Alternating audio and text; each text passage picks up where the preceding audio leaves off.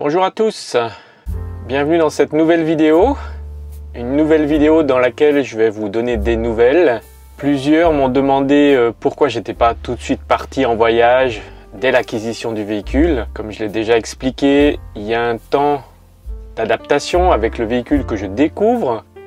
Les notices étant en allemand, j'ai eu beaucoup de difficultés au début pour comprendre les choses. Maintenant, j'ai réussi à avoir les notices en français, mais j'ai toujours pas celle de Mercedes en français. Ensuite, j'ai des données en fait techniques qui me permettent pas de partir immédiatement. Tout d'abord, plein de petites choses sont encore à régler dans le camion. Dans l'installation, j'ai encore quelques planches à découper, quelque chose à installer, du rangement à faire, des boîtes à poser ici et là, des installations que je vous montrerai lorsque je ferai le van tour, que plusieurs également m'ont demandé, mais qui va encore attendre un peu parce que je veux pas faire un van tour tant que je suis pas installé complètement dans le véhicule et tant que je maîtrise pas mieux le véhicule.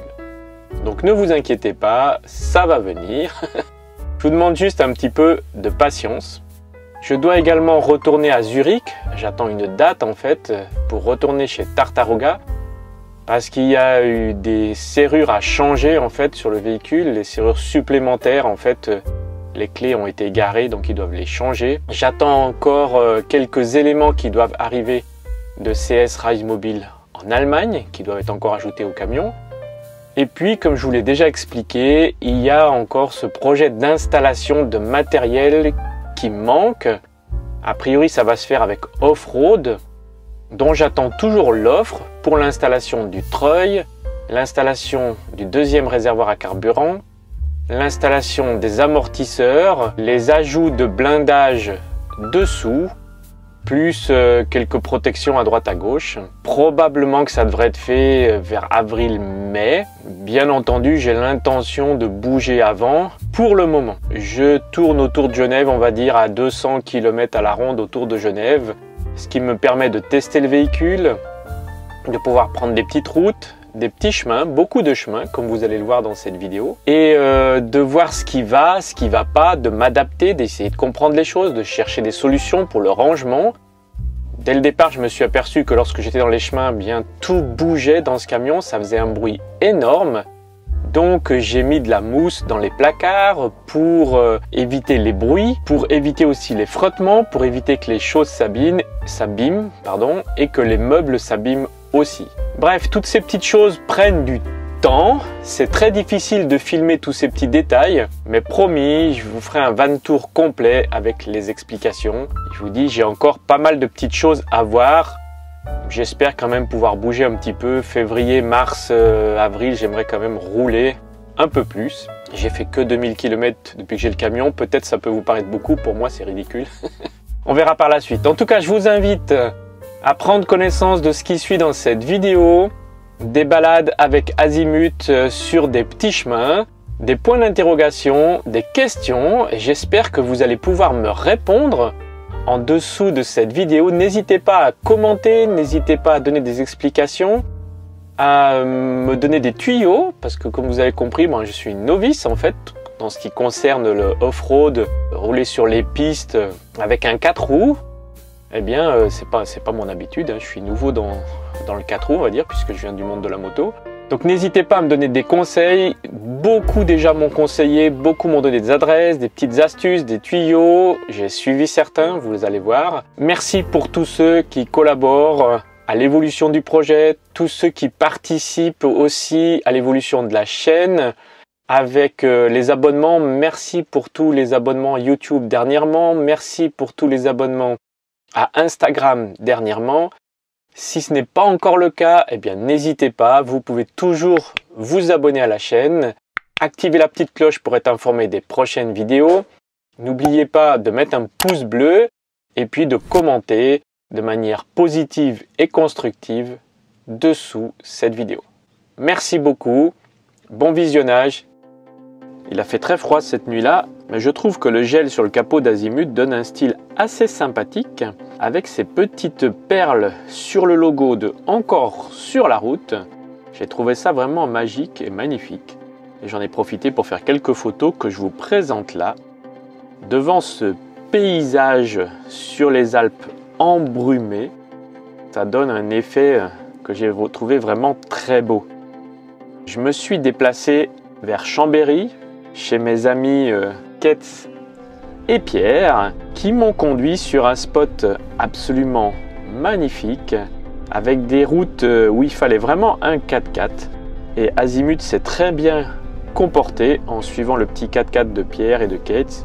Eh bien, j'ai pu monter tranquillement sur cette montagne pour arriver par un soleil magnifique, un ciel totalement dégagé, pour profiter d'une vue époustouflante sur les Alpes et particulièrement sur le Mont Blanc que vous voyez tout au fond. En dessous, dans la brume, il y a la ville de Belay, dont l'Ain, qu'on ne voit absolument pas. Pendant que les gens qui habitent à Belay sont dans le brouillard, eh bien, nous pouvons profiter de cette vue sur la chaîne du Mont Blanc. La lune apparaît et le soleil commence à se coucher. J'en profite pour faire une super photo avec Pierre, une photo bien sympathique dans laquelle on se remémore notre voyage en moto au Cap Nord pendant l'été 2019. Un petit road trip indirect de 24 000 km que j'avais parcouru alors. C'était génial que Pierre m'accompagne. Bien sûr, on profite de ce temps pour faire les idiots. Merci les amis. Merci Ketz, merci Pierre, merci pour votre accueil, pour votre hospitalité. Merci de m'avoir montré ce magnifique spot où je vais rester pour la nuit. Et lorsque le soleil descend, les couleurs sur le Mont Blanc sont absolument indescriptibles de beauté. Vraiment, c'est un temps particulier dont j'ai pu profiter ici. Merci beaucoup. Je profite de déplacer le camion puisque le soleil se couche donc dans mon dos et je me dis que ça serait l'occasion de faire quelques photos avec Azimut, avec le soleil. Pendant que tout le monde descend, je vais m'installer pour la nuit de manière à être confortablement à plat sur cette zone qui est quand même pas très plate et pouvoir admirer le coucher de soleil, donc à l'opposé du Mont Blanc.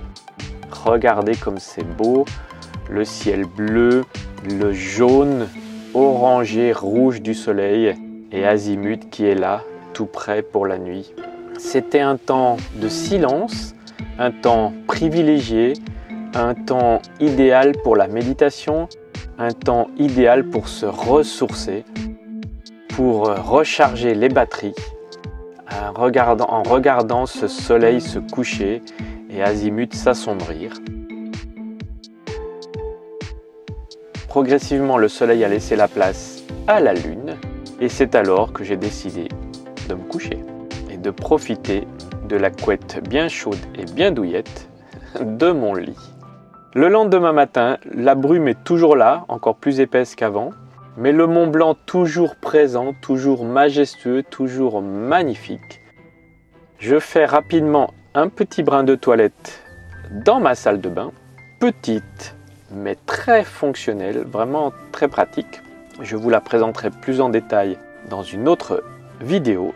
Le temps de reprendre la route et je repasse devant la cascade de Glandieu. Je ne sais pas si vous vous souvenez, cet été j'étais passé en vélo. Je vous montre quelques images de cet été, mais là j'ai refait quelques images en hiver. La cascade est totalement différente, en glacé, je ne sais pas si ça se dit, en tout cas la chute d'eau est vraiment impressionnante avec ces morceaux de glace, mais c'est toujours aussi beau.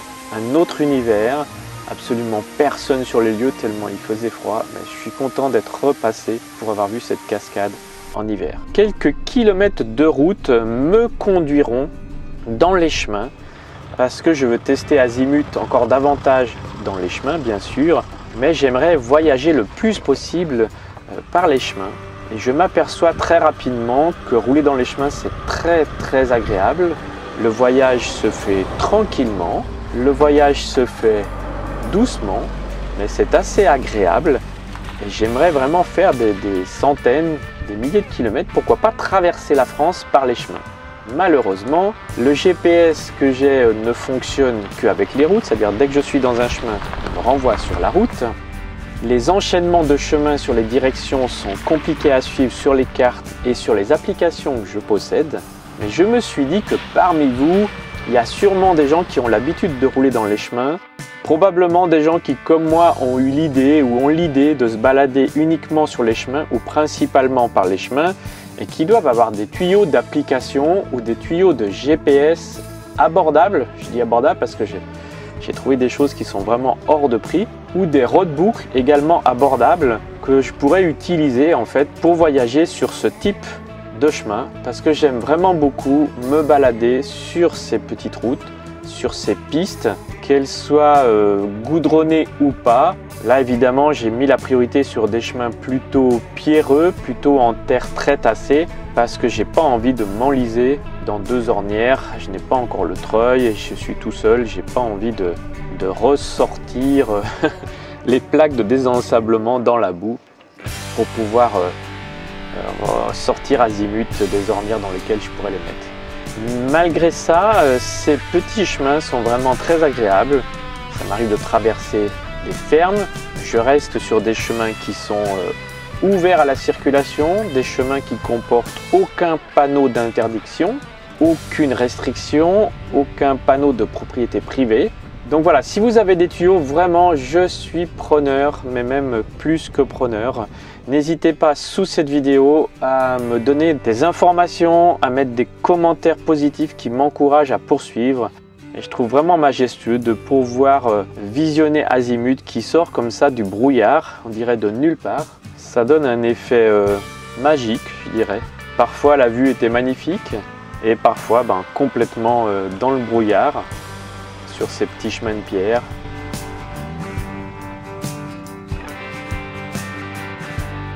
Tellement il faisait froid, les végétaux gelaient et donnaient des belles images que je vous laisse profiter.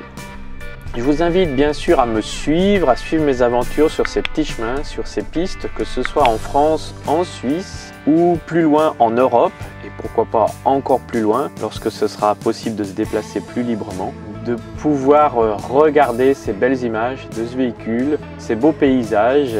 Bien sûr, là il faisait froid, peu de gens dehors, mais mon plaisir dans mes voyages, c'est de rencontrer des locaux, de discuter avec eux, de voir tout ce qu'ils ont à apporter, leur qualité de vie, leur manière de vivre, même si elle est totalement différente de la mienne. Je me réjouis toujours de rencontrer des habitants, de rencontrer des gens du coin.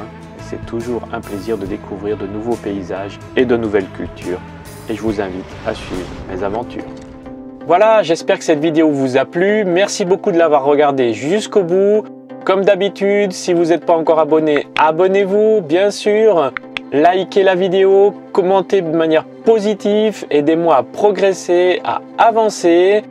Et puis, bien sûr, vous pouvez me suivre au quotidien sur Instagram. Comme ça, vous savez à peu près où je suis. Je suis toujours ouvert pour une rencontre. Je rencontre des abonnés et des amis sur le bord de la route en fonction en fait de mes déplacements. Sous chaque photo d'Instagram, il y a toujours un lieu. Je reconnais, c'est pas très précis. Par exemple, en ce moment, je suis à Genève. Donc, si vous voyez sous une photo Genève ou canton de Genève, vous savez que je suis dans le canton de Genève. Donc, si vous habitez à Bordeaux, c'est pas la peine de prendre contact pour une rencontre. Par contre, si vous habitez dans le canton de Genève ou à proximité, eh bien là, vous pouvez me contacter. Donc, n'hésitez pas, je vous dis tout de bon. Et puis, à la semaine prochaine, une vidéo tous les vendredis après-midi vers 16h. Ciao, ciao!